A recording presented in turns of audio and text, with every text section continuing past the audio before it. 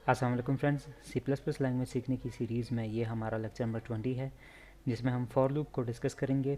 Last video में हमने while loop को देखा था और उसका सिंटेक्स समझा था। यहाँ पर हम फॉर लूप के सिंटेक्स को पहले समझ लेते हैं। इसका सिंटेक्स कुछ ऐसा है कि हम पहले फॉर कीवर्ड लिखते हैं, फिर उसके बाद यहाँ पर ये जो राउंड ब्रैकेट्स है इनके दरमियान हमारे पास 3 स्टेटमेंट्स होती है। ठीक है, हर स्टेटमेंट को हम ये स्टेटमेंट टर्मिनेटर या फिर इसको हम सेमी कॉलन भी कहते हैं, स्टेटमेंट टर्मिनेटर भी इसको कहते हैं सी प्लस प्लस में।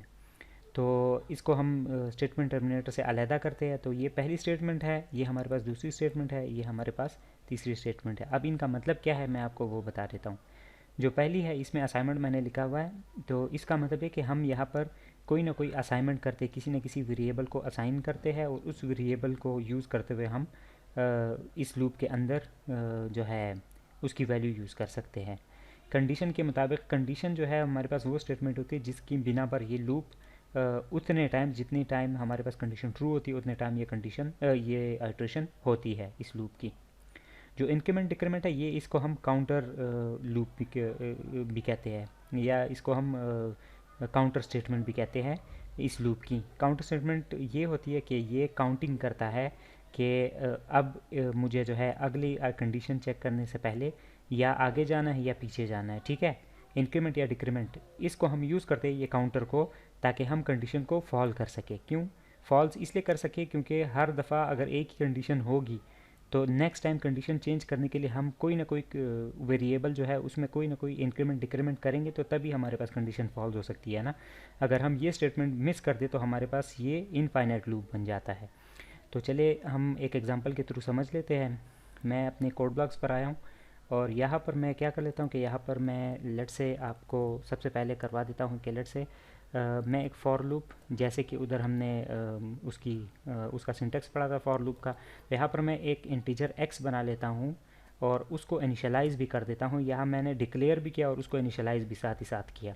ये मेरी पहली स्टेटमेंट है, इसको मैंने असाइन भी कर दिया है इस वेरिएबल को वैल्यू 1, और मैं कंडीशन लगाना चाहता हूँ कि x की वैल्यू लेस देन और इक्वल टू 100 हो। तो और अगली जो काउंटर है पहले वो मैं नहीं बताता, पहले आपको मैं यहाँ पर लूप के अंदर क्या होना है वो मैं बता देता हूँ, फिर यहाँ पर हम अगली जो थर्ड स्टेटमेंट है वो लिखेंगे। अब मैं क्या करना चाहता हूँ कि मैं 1 से लेकर 100 तक तमाम जो नेचुरल नंबर्स है उनको प्रिंट करना चाहता हूँ। तो मैं सिंपल यहाँ पर सी आउट स्टेटमेंट लिखूँगा और x लिखूँगा, और अगली लाइन पर जाने के लिए मुझे एंड एल, या फिर हम इस एंड एल की जगह पर ऐसे करके /n भी लिख सकते हैं, जैसे कि हम सी लैंग्वेज में करते थे। ठीक है, तो अब अगर मैं इसको एग्जीक्यूट करूं तो आप देखेंगे कि हमारे पास इनफाइनाइट टाइम्स 111 और ये इनफाइनाइट लूप बन चुका है। ठीक है, क्यों? क्योंकि हर दफ़ा ही हमारे पास जो है x की वैल्यू 1 है और x की वैल्यू 1 ही प्रिंट हो रही है। अगली दफ़ा पर जाने के लिए हमारे पास दोबारा कंडीशन चेक होती है, तो दोबारा कंडीशन चेक होने पर 1 लेस देन और 1 ही दोबारा चेक हो रहा है। ये नहीं है कि x की वैल्यू आगे पीछे कहीं मूव हो रही है। तो इस लूप को एक जगह पर स्टॉप करने के लिए हम काउंटर यूज़ करते हैं। तो यहाँ पर जो काउंटर है वो मैं यूज़ करूँगा x प्लस प्लस। इसका क्या मतलब है कि हर दफ़ा जब x की वैल्यू प्रिंट हो जाए तो उसके बाद x में एक इंक्रीमेंट किया जाए, x की वैल्यू 1 प्लस हो जाए। ठीक है, x is equal to X plus 1। ठीक है, ये मैंने आपको ऑपरेटर्स के वीडियो में मैंने बताया हुआ है कि x प्लस प्लस का मतलब है x is equal to X plus 1। ठीक है, इसका ये मतलब है। तो एक हर दफ़ा आइट्रेशन के बाद इसमें एक इंक्रीमेंट होगा, दोबारा कंडीशन चेक होगी, और फिर यहाँ पर लूप की अगर कंडीशन ट्रू है तो लूप की ये जो अंदर स्टेटमेंट्स है ये चलेंगी। ठीक है, अब इसमें हमारे पास क्या चीज़ समझने वाली है कि ये जो इनिशियलाइजेशन है या जो असाइनमेंट यहाँ पर हुई है, ये एक ही दफ़ा ये स्टेटमेंट हमारे पास एग्जीक्यूट होती है, एक दफ़ा, उसके अलावा ये एग्जीक्यूट नहीं होती। फर्स्ट टाइम जब लूप जैसे ही रन होता है तो ये हमारे पास एग्जीक्यूट होती है ये स्टेटमेंट, फिर उसके बाद ये कभी एग्जीक्यूट नहीं होती। जो कंडीशन होती है वो हमारे पास जितनी दफ़ा कंडीशन ट्रू होती है उतनी दफ़ा ही हमारे पास यहाँ पर आइट्रेशंस होती है। और ये जो काउंटर है ये हमारे पास जितनी दफ़ा कंडीशंस होती है उससे एक ज़्यादा हमारे पास इंक्रीमेंट होता है। उसकी रीज़न क्या है? क्योंकि जैसे मिसाल के तौर पर मैं 1 2 3 ऐसे करते करते 10 तक जाना चाहता हूँ, तो 10 तक मैं चला गया हूँ, तो 10 इज इक्वल टू 10, यहाँ पर कंडीशन क्या होगी? 10 इज़ लेस देन और इक्वल टू 10। ठीक है, तो वो ट्रू हो जाएगी और हमारे पास 10 प्रिंट हो जाएगा। लेकिन अगली दफ़ा कंडीशन फॉल्स कब होगी? जब x प्लस प्लस हो जाएगा, मतलब x की वैल्यू क्या हो जाएगी? 11 हो जाएगी। ठीक है, 11 हो जाएगी।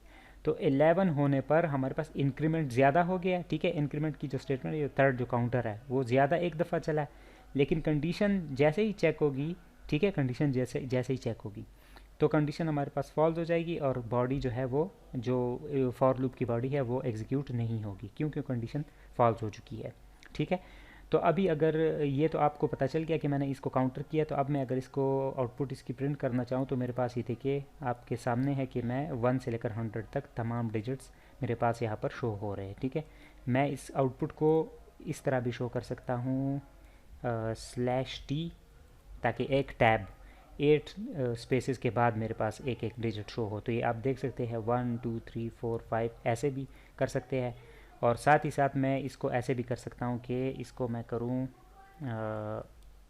हैंडल, तो एक लाइन के बाद ये मेरे पास प्रिंट होगा जैसे हम पहले करते रहे, लेकिन उसको ऐसे करने की कोई ज़रूरत नहीं है। ये जो स्लैशेस वाला है, /8 टैब्स वाला, ये ज़्यादा बेहतर तरीका है। ये देखिए आप देख सकते हैं हमारे पास जो है आउटपुट 1 से लेकर 100 तक आ रही है।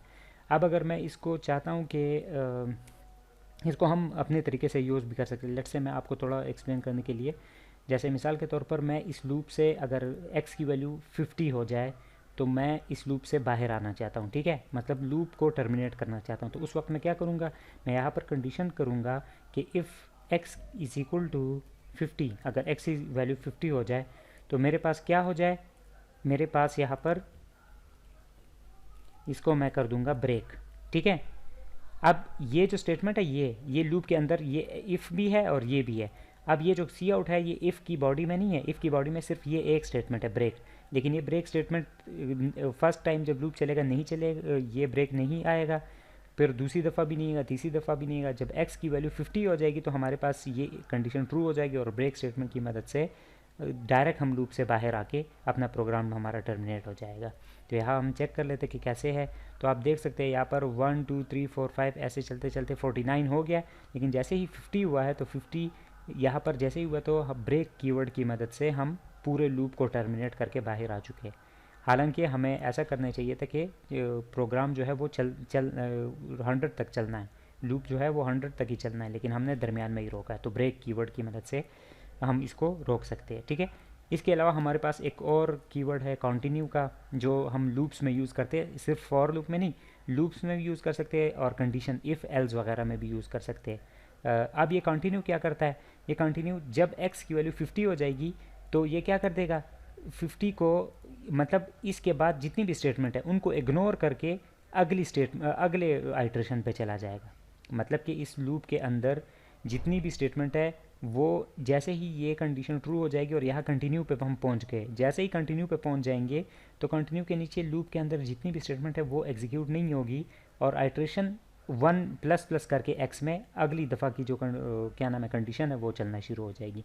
तो अगर मैं इसको अब रन करूँ तो 50 प्रिंट नहीं हुआ, उसके अलावा 1 से लेकर 100 तक तमाम नंबर्स प्रिंट होंगे। तो आप देख सकते हैं यहाँ स्क्रीन पर, यहाँ पर आप देखेंगे तो ये 49, ठीक है, 49 है हमारे पास, ये आप देख सकते हैं यहाँ पर 49 है, फिर 49 के बाद डायरेक्ट 50 आना है, क्योंकि 50 जो है उस पर हमारे पास काउंटर ने क्या कर दिया है, जो आइट्रेशन है उसको इग्नोर कर दिया है, कंटिन्यू करके उस आइट्रेशन को इग्नोर कर दिया, ठीक है। ब्रेक है, कंटिन्यू है हमारे पास, ठीक है। तो ये हमारे पास कुछ कीवर्ड्स भी है जिनकी मदद से हम लूप्स या इफ़ एल्स वगैरह को स्किप भी कर सकते हैं या उनसे नेक्स्ट आइट्रेशन पर जा सकते हैं। तो फॉर लूप को हमने समझा इस वीडियो में, और अगली वीडियो में मिलते हैं और हम इसकी कुछ एग्जांपल्स भी इंशाल्लाह डिस्कस करेंगे अपनी इसी चैनल पे एक प्लेलिस्ट बना के। तब तक के लिए आप मुझे इजाज़त दीजिए। अल्लाह हाफिज़।